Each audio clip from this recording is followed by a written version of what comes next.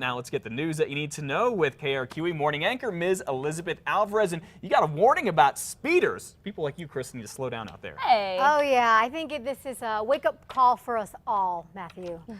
Good morning to you at home, folks. Don't be surprised if you see cops with their radar guns out there on two busy one-way streets in Albuquerque very soon. Apparently, too many drivers are going too fast on lead and coal, and it is costing you, the taxpayer, thousands of dollars. This particular problem is on coal right by University.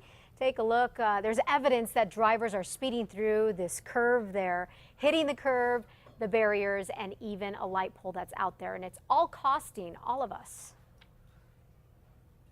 With labor, we're going to say somewhere between $10,000 and $15,000. It never was meant to be a speedway. That's why we reduced the lanes from 3 to 2. The speed limit, folks, on lead and coal is 30 miles per hour. Yesterday, we had a news crew out there with a radar gun and found that a lot of people were going a lot faster than that. Santa Fe police are looking for one of the drivers that was in a bad wreck recently. The crash happened yesterday afternoon. It was a 3-car crash off of Airport Road, just west of Cerrillos. 4 people were taken to the hospital, some with serious injuries. Police say the driver of a silver Acura ran from the scene. He was seen hopping fences as he fled. It is not clear why he ran. Investigators are still trying to figure out who caused the crash and whether alcohol or drugs were involved.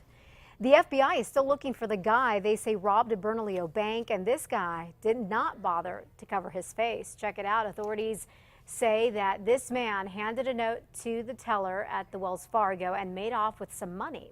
Now, they say the thief is described as a Native American with dark neck tattoos, wearing a blue pullover and dark jeans.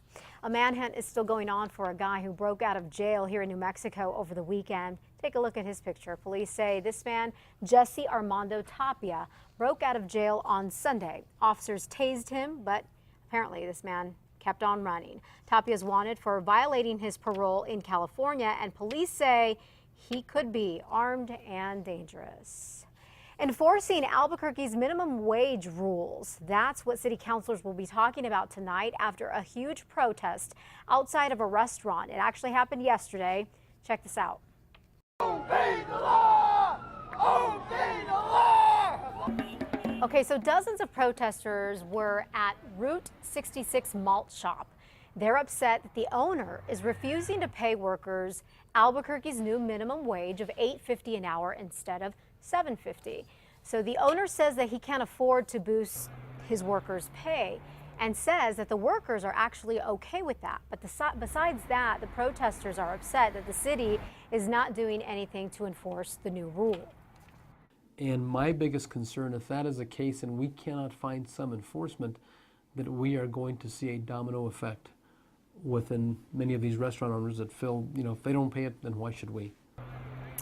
The minimum wage is also a hot topic at the Roundhouse. A constitutional amendment to increase the minimum wage died in the House yesterday, but a similar bill in the Senate is still alive. We'll keep you posted on what ends up happening with this controversial situation.